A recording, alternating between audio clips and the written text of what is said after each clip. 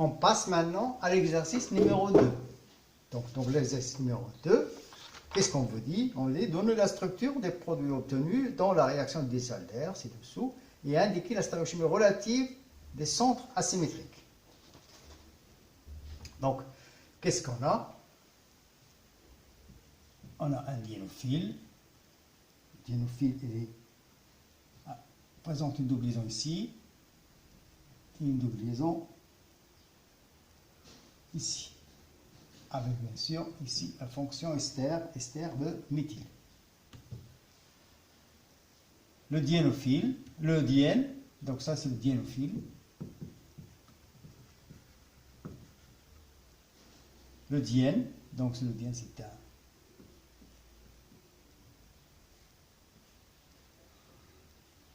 O, ici méthyle 3, donc c'est un étherdénolsilé avec un étherdénol méthoxylé.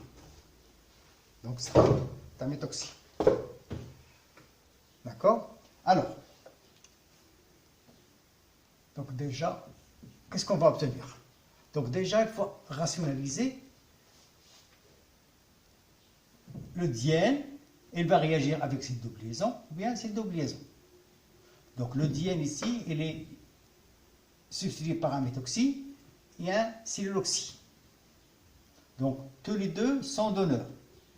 Donc c'est l'effet de méthoxy donneur. Donc vous aurez cet effet. Et si vous avez le silloxy qui est donneur, donc ici, je vais mettre la double liaison. Donc ici, donc les deux groupements, O-méthoxy et O-méthyle 3,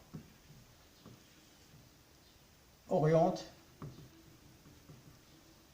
dans le même sens.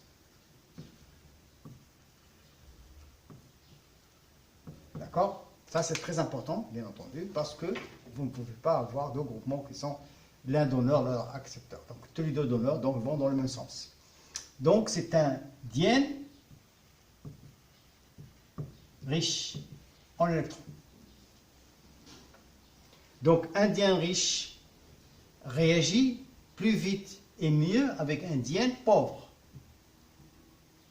Alors il faut ici qu'on a un diénophile pauvre.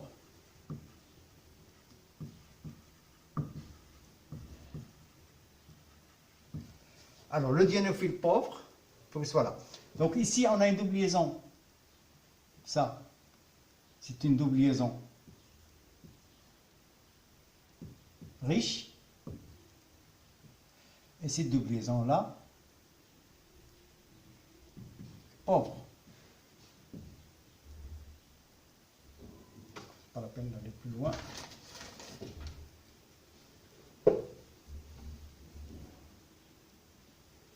Donc c'est une double liaison qui est pauvre. D'accord?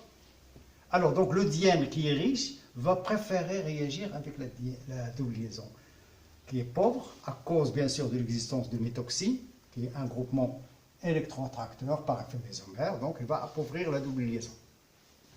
Alors qu'est-ce qu'on obtient? Bien sûr, on va obtenir toujours la même chose, hein, dans le même sens. Qu'est-ce que si j'écris ici le mécanisme? Donc j'ai la double liaison, je vais l'écrire ici, et je vais écrire le CO-méthyle ici, avec bien sûr l'autre double liaison qui va être là. D'accord? Et le diène, je vais l'écrire ici en face. Donc O-méthoxy ici. Ici, vous avez O-siloxy. Donc c'est une réaction qui est concertée, qui se passe en même temps.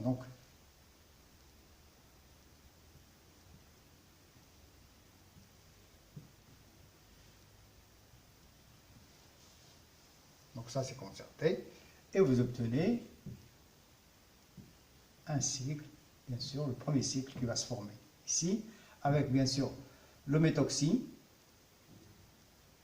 Donc, j'écris le deuxième cycle. Donc, une double liaison ici.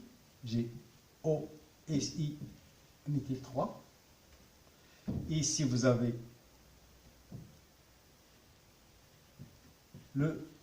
l'ester et l'hydrogène sont 6. Et bien sûr, celui-là, O, méthoxy. D'accord? Donc ça, c'est la stéréochimie relative des différentes, enfin, des produits obtenus. Et ça, bien sûr, l'essentiel dans ça, parce que vous pouvez obtenir d'autres stéréoisomères, bien entendu. Alors, l'essentiel, c'est que l'hydrogène H et O, et mettons le fonction ester et ester sont 6. Donc la jonction entre les deux cycles ici, elle est 6, bien entendu. D'accord? Donc c'est une réaction 4 plus 2. C'est une réaction disaltère. Et vous avez vu que malgré le fait que ce pôle ici est dégagé, n'est pas encombré, elle réagit quand même avec le pôle qui est moins encombré sur le diène. Parce que la réaction disaltère, elle est sous contrôle. La réaction de disaltère est sous contrôle cinétique.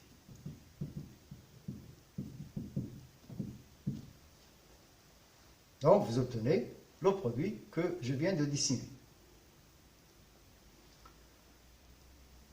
Alors ça, c'est bien entendu pour le produit, enfin pour le premier exemple.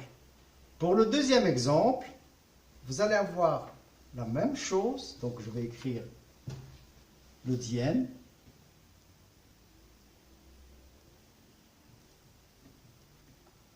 En méthoxy.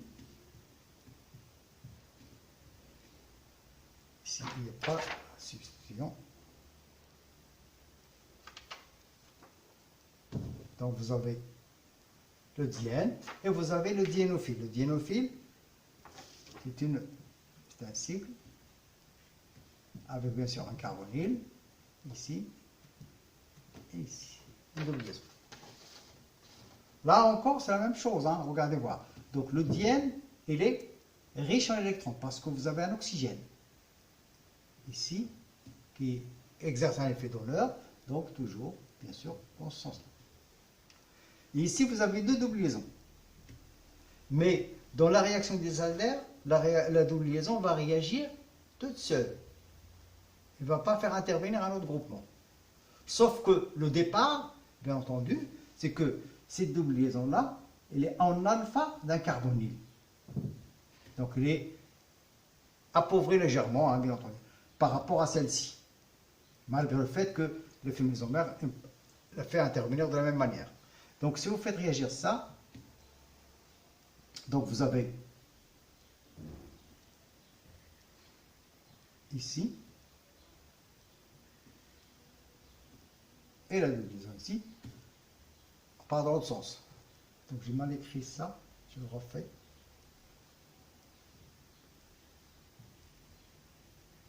Voilà. Donc vous avez la réaction péricyclique, bien entendu. Et ça va vous donner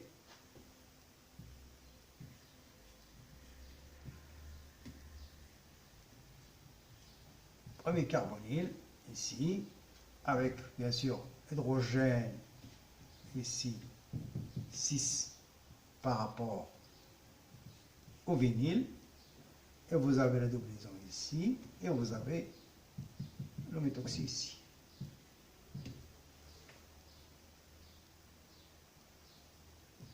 Donc la stéréochimie relative, elle est comme ça. Donc c'est quelque chose de simple, hein, bien sûr. La seule chose, c'est qu'il faut que, quand vous avez un diène riche, elle préfère réagir avec un diénophile qui est pauvre en électrons parce que le niveau des orbitales moléculaires, c'est-à-dire la route occupée du diène qui est riche, est la base vacante du diénophile sont les plus proches. Parce que les groupements donneurs et accepteurs, il y en a un qui abaisse le niveau d'énergie et l'autre qui augmente le niveau d'énergie. Et le résultat, c'est que vous avez une réaction d'Isalder à effet électronique normal. D'accord? Quand le diène est riche et le diénophile est pauvre, et quand vous avez l'inverse, c'est-à-dire le diène est pauvre et le diénophile est riche, vous avez un effet électronique inverse. D'accord? Mais ça marche toujours aussi bien. Donc c'est tout ce que j'ai à vous dire pour cet exercice. Donc la stéréochimie relative, absolument, la jonction des cycles, parce qu'on l'a formé dans la réaction concertée, dans la réaction des altères, doivent être, la jonction des deux cycles doit être 6. C'est obligatoire.